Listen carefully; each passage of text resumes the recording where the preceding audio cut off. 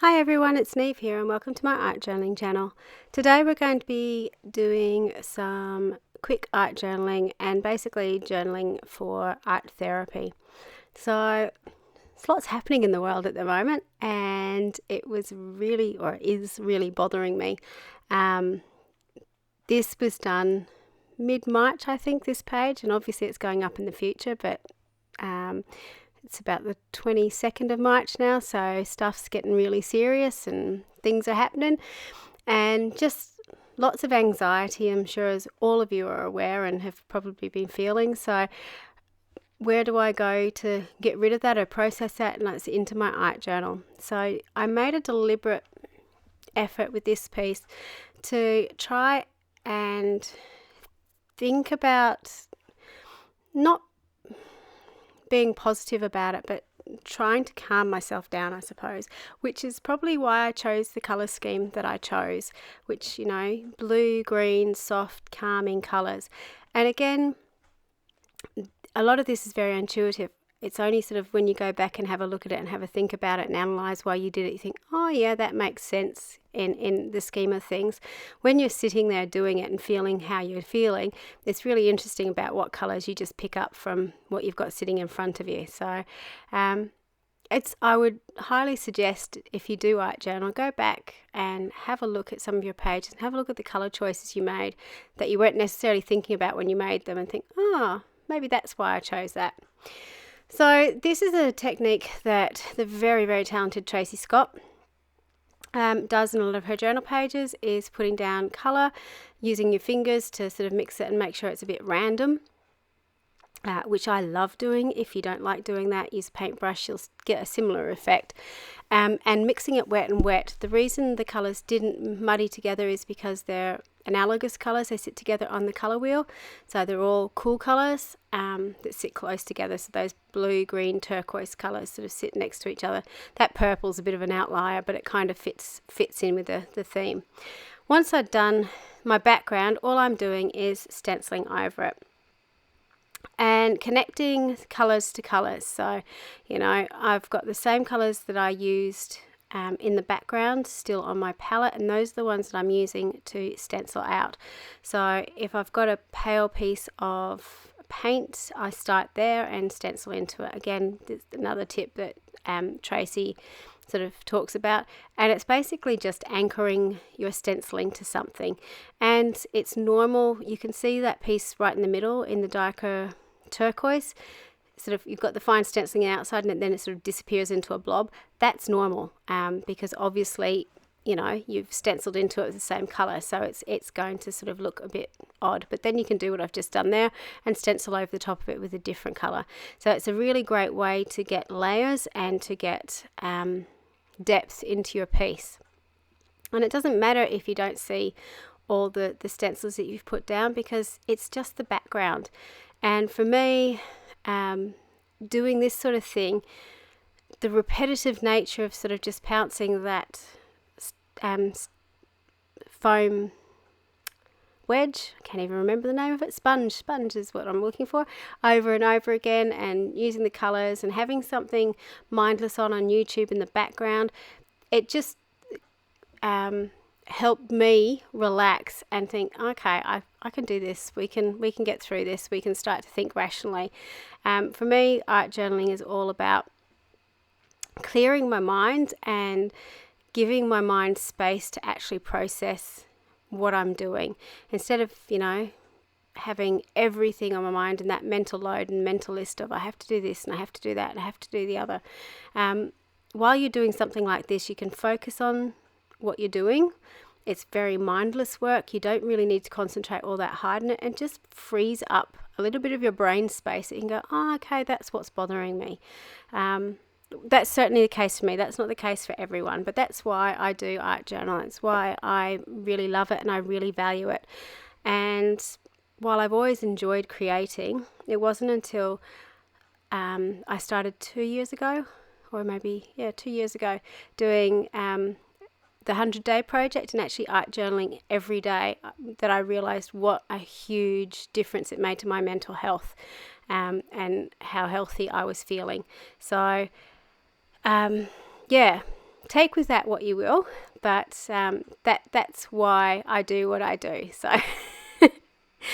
So once I've done my background, I wanted to put in a figure of a woman, and I used one of the Dina Wakley collage tissues, which are fantastic. If you haven't used them before, it's printed on tissue paper basically, so it just blends into the background. It almost disappears, so you're just left with the beautiful image over the top, so that really sketchy image.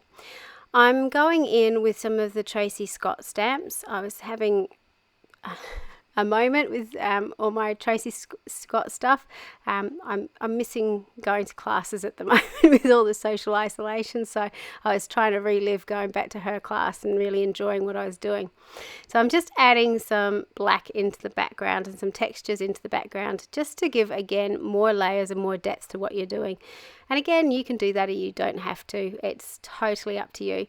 But one of the reasons I did do it was because off screen, to save you me stamping out and cutting out, I stamped out, using her stamps, a whole heap of her flowers onto some colourful rice paper samples, which hopefully I can share some more information with you soon about, because I was very excited to do it.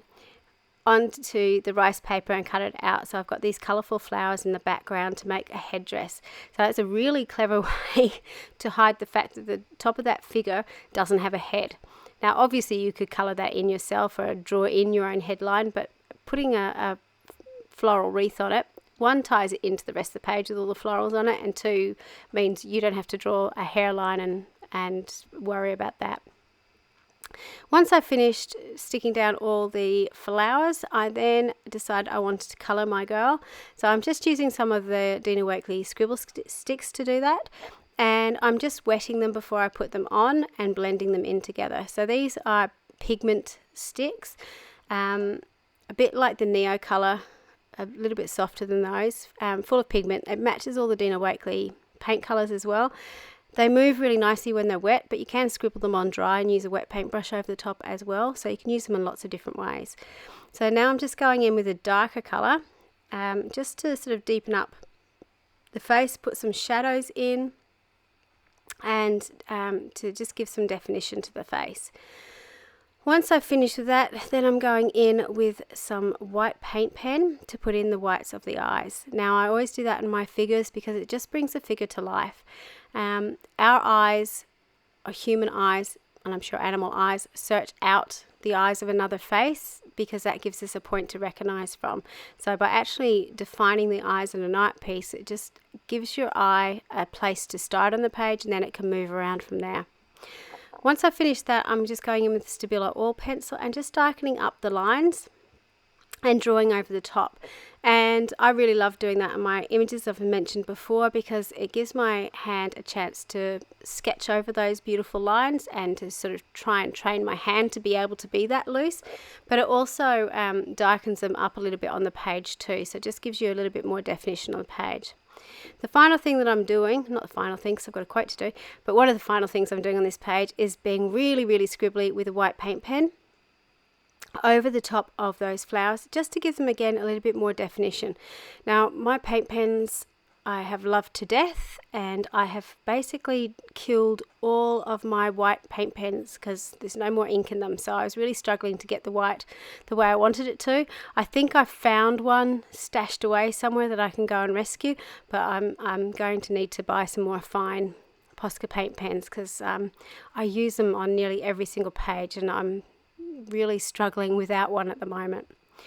So the quote I chose for this page was "Seek the beauty in the isolation," and for me that it was all about, you know, this self-isolation is hard, and social distancing, and you know, trying to explain it to a 3-year-old and a 2-year-old is really tough, especially when they want to see their grandparents, and I want to see my mum, but you know, it's all about looking after other people. And there is beautiful things. I've had some lovely experiences with our kids, you know, just exploring our backyard and, you know, looking at things in a different way and finding different things to do in our backyard. So trying to find the positives in something that can be quite scary is really, really worthwhile. And once I'd finished this page, I have to say I felt better.